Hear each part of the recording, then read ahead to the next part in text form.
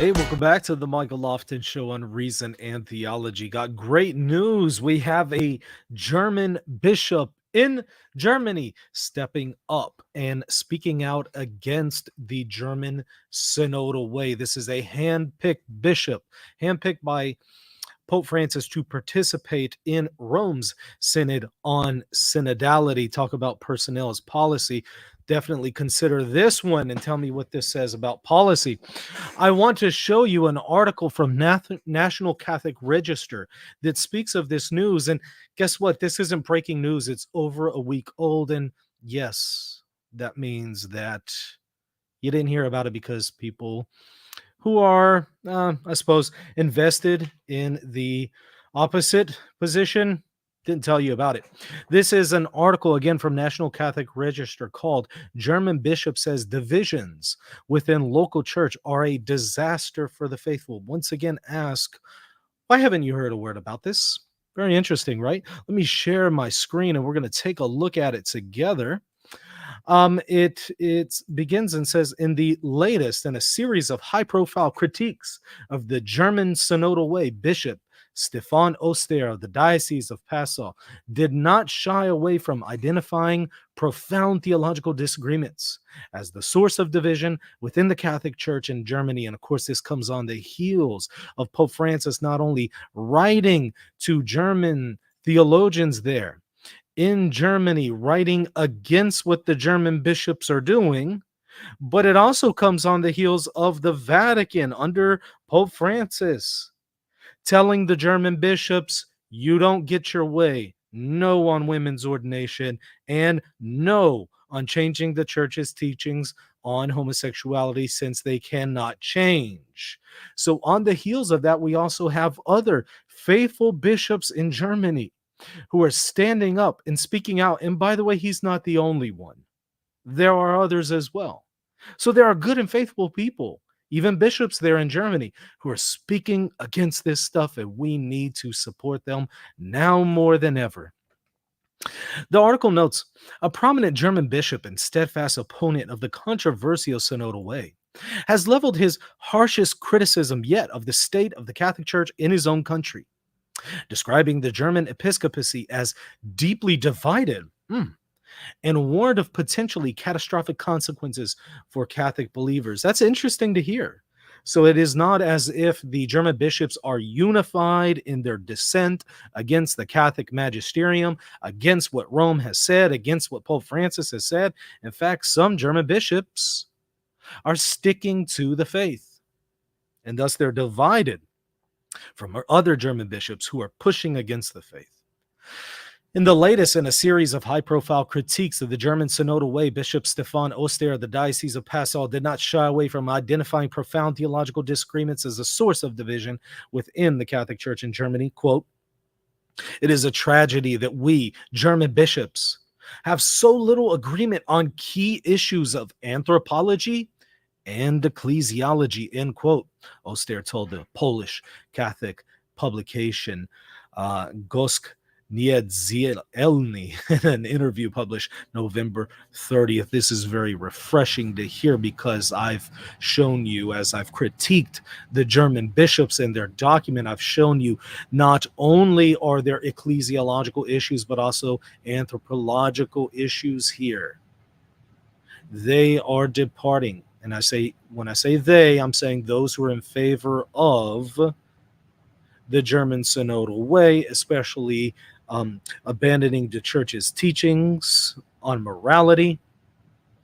They're departing from things that are definitive, things that cannot be changed. And so there is a deep, deep problem with any German bishop who is promoting this stuff. The divided episcopacy is obviously a disaster for the faithful in Germany, said the 58-year-old Oster, who was tapped by Pope Francis to participate in the Vatican's recent Synod on Synodality Assembly after he was not selected as a delegate by the German Bishops' Conference. Whoa, did you catch that? So this guy, good and faithful bishop, was not selected as a delegate by the German Bishops' Conference, yet Pope Francis still handpicked him to represent Germany in Rome's Synod on synodality. And so I have a question. Those like Dr. Ralph Martin and others who are saying personnel is policy, where are they? Why don't they note this? Personnel is policy. A very poor critique, if you ask me, especially considering Jesus's choice of Judas as an apostle. Be that as it may, let's return to the document. Divisions in the German episcopacy recently came to the forefront when Oster and 3 other bishops, Cardinal Rainer Welke of Cologne, Bishop Rudolf Vodeholzer of Regensburg, I'm sure I'm butchering their names, and Bishop Gregor Hanke of Eichstätt, boycotted a November 10 through 11 meeting of a committee of Synodal Way leadership. And yes, all of the good and faithful RNT viewers in Germany are laughing at me right now, and that's okay. You could correct my pronunciation in the comments. The committee was created with the intent of establishing a permanent synodal council of laity and bishops to govern the church in Germany, something explicitly forbidden in a January letter from top Vatican officials to the German bishops, specifically approved by Pope Francis. I did a whole video about this. And so I'll put a link to that in the show notes, but that was another one that we're not hearing enough about, especially from the critics of Pope Francis and the critics, frankly, of the Catholic Church, even from, unfortunately, Catholics. You don't hear them addressing this issue a whole lot. You hear a lot about their complaints about the Catholic Church. But these Catholics who constantly complain about the Catholic Church, you rarely see them give you this other side of the story and tell you what the Pope is actually doing against dissent in the church, especially in Germany. But okay, let's move forward. While his decision to not participate highlighted divisions in Germany, Oster explained his choice was aimed precisely at maintaining unity with Rome. Amen. Thank you. Thank you. I am so glad we have some German prelates there in Germany who realize, yeah, some of these German bishops, y'all are pushing for schism. I mean, you're already a material schism. You're pushing for formal schism, though.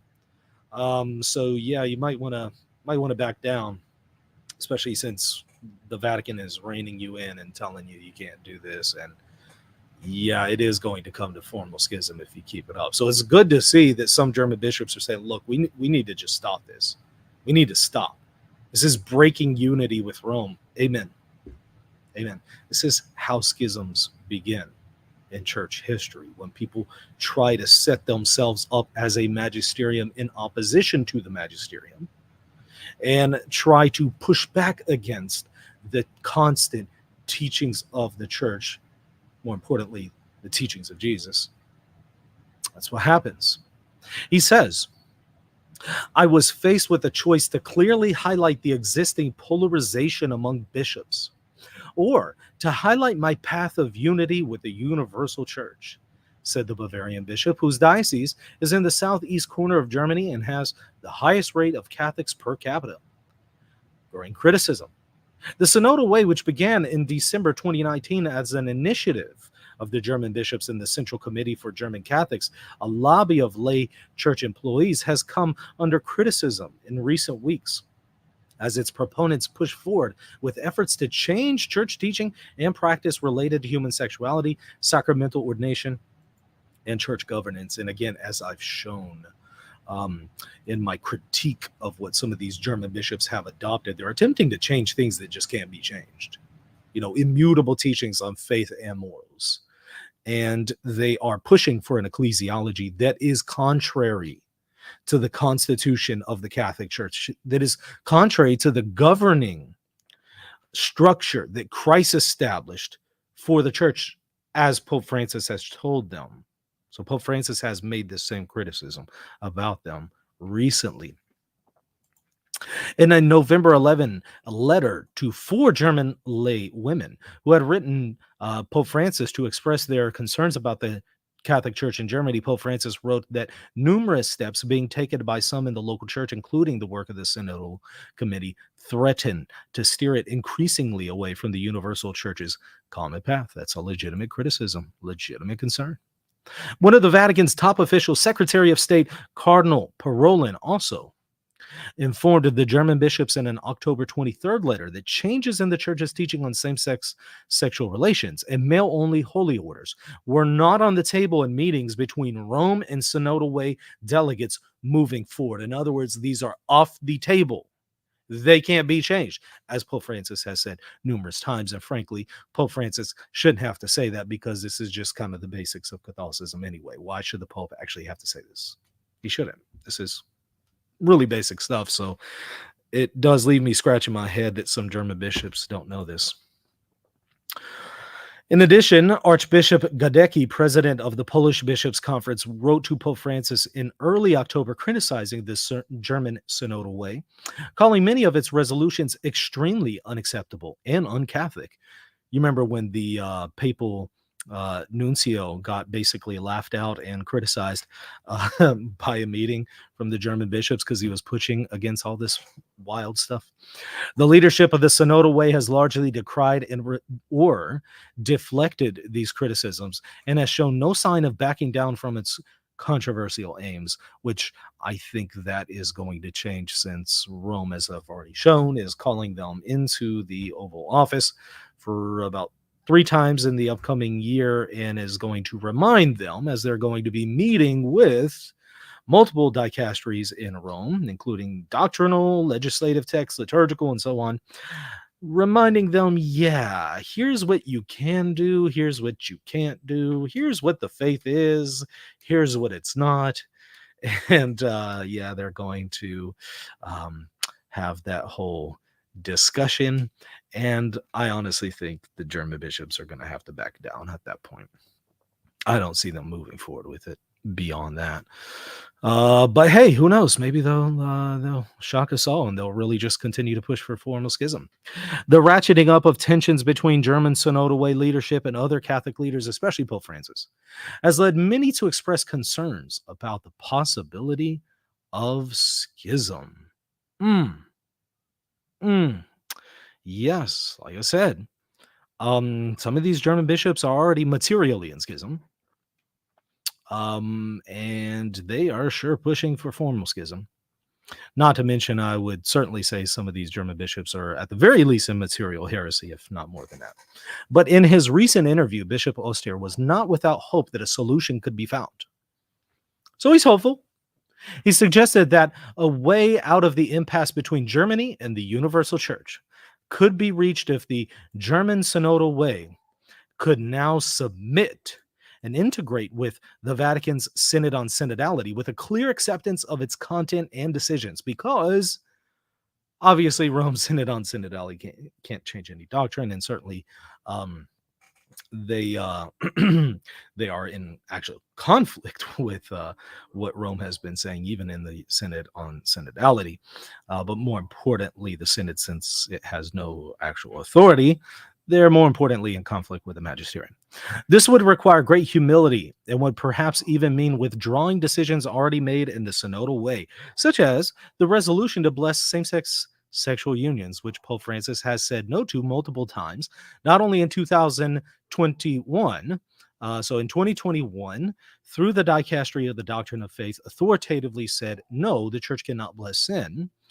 Not only has Pope Francis already said that in his magisterium, it has been reiterated as recently as July of this year by Pope Francis, and once again reiterated by his right-hand man, the head of the Dicastery for the Doctrine of the Faith, the chief doctrine guy, if you will, in the Vatican, Cardinal Fernandez, reiterated once again as recently as September 30th in an interview with LifeSite News, which they unfortunately sat on for over 3 weeks. But the interview reveals, Fernandez says, the church's teaching is that you cannot bless the union, because you can't bless a sinful union, right? That's just common sense, right? So they are certainly running up against the magisterium, 2,000 years of church teachings, and the Vatican has been reining them in while trying to avoid the horrible fallout of a formal schism and all of the consequences that would bring for the next 1,000 years or so. Rome has been trying to avoid that, and I do think, frankly, the German bishops are going to have to back down. It's in their own interest at this point, to be honest. It's in their best interest to just stop the shenanigans. But really, really glad to see German bishops who are standing up against this stuff. He's not the only one. I've gone over several others. And you know what? I welcome more bishops to stand up and speak against this, not just in Germany, but also in the rest of the world. And yes, I know other bishops in the rest of the world have spoken against this. I'm just saying I welcome more. I think it is a breath of fresh air. So I imagine us faithful, we can all agree we want to see more of this, right? People who want to help evangelize people who are struggling with sin, who are open to bringing the gospel to everyone, but not open to compromising the faith and not open to endorsing the sin. We can be patient with sinners. After all, we are all sinners. So we want the church to be patient with us. We can all be patient with sinners. That does not mean we have to endorse or even tolerate sin. And so I was happy to see this. It's unfortunate, however, that we haven't seen this more in the news. Again, those who are very much invested in commenting on affairs related to the Pope, the Vatican, the Catholic Church, and I'm especially talking about Catholics here, have been very silent about this. Now, again, if it had gone the other way, if it were a German bishop who was endorsing this kind of stuff, endorsing the German synodal way, we would hear all about it all over the news. But whenever someone stands up and they're faithful, they unfortunately don't make the news. But at least they made it here to RNT. Hopefully this will help disseminate this information. Hey, go and support this bishop. Pray for him. If you have a way to reach out to him and his diocese, thank him for what he has done. All right, that's going to do it. Hit that like button, hit the subscribe button, and also check me out, patreon.com/Reason and Theology. If you want to support what I'm doing here on the channel, you'll help me grow the channel by hitting that subscribe button and commenting. The algorithm helps kick in, and it will then share this with other people who have never heard of Reason and Theology and unfortunately never hear the other side of the story or corrections of misinformation about the Catholic Church. So please help me grow the channel if you believe that I'm doing a good job here. All right. See you later. Are you a Catholic thinking about converting to Eastern Orthodoxy? Or are you a Protestant discerning whether or not to become Catholic or Eastern Orthodox? If so, I have the book just for you. It's called Answering Orthodoxy and engages all of the arguments that Eastern Orthodox use against the Catholic Church. I respond to all of them. I show that they are in error, and in fact, they're inconsistent, because the things that Orthodox are objecting to are in fact found in their own tradition. So the fullness of the faith can only be found in the Catholic Church. Check out the book right now at shop.catholic.com for your copy today. Hey everybody, just wanted to tell you about my new free ebook, Church Chaos, Biblical Insights for Confused Catholics. If you are a confused Catholic and you're thinking about leaving the Catholic Church, or you're thinking about converting to the church, but you see that there's a crisis in the church and you're just unsure, this is the book for you. Again, it is free. Just simply go to reasonandtheology.com. You'll see a pop-up that comes up on your screen. Just simply click on it and you'll put in your email and it will provide you the free PDF ebook right then and there. Please check it out if you're confused about the situation in the Catholic Church today. reasonandtheology.com. If you're looking to buy or sell a home, office, or any kind of property anywhere in the world, you're going to want to call Real Estate for Life, and they're going to connect you with a Catholic agent. Now, that agent will donate a portion of their commission upon sale, and Real Estate for Life will donate 75% of that gift to a pro-life organization at no cost to you. Call Real Estate for Life at 1-877-LIFE-US1 or text them 248-431-1440. If you care about the pro-life cause, call them now. Are you confused about how Catholic teaching authority works? With encyclicals, papal bulls, councils, and many other things, it's easy to get confused on what is authoritative and what is not. Fortunately, at MaximusInstitute.com, I have prepared a course explaining the magisterium from A to Z.